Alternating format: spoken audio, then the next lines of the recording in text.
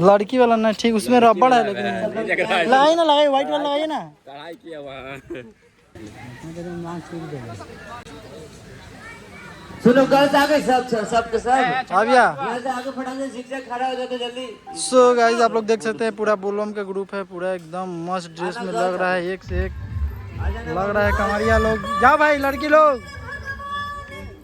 तो गाइस जैसे कि आप लोग देख सकते हैं यहाँ पे लड़की लोग का शूट स्टार्ट हो चुका है और फाइनली वो लोग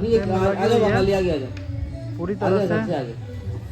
बस होल्ड करो और इधर कैमरा सेट हुआ है। खाली ग्रुप को पकड़ लो, जाके हैंड से ही पकड़ लो, हैंड से खाली ग्रुप का लाइन ले लेना। सब लोग गा देना हो बोलो जो भी है, जय शिव जो भी है, पता नहीं यार।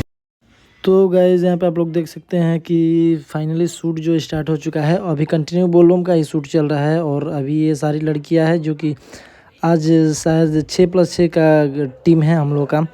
और तो फिलहाल अभी लड़की लोग का काम है, तभी लड़की लोग देखिए किस तरह से अपना जो है शूट कर रही है। और यहाँ पे ये मॉडल हैं और शंकर जी का मूर्ति लगाए हुए हैं और कंटिन्यू जो है बोलबम का ये शूट स्टार्ट हो चुका है। तो आप लोग ऐसे ही एंजॉय कीजिए, वीडियो को देखिए।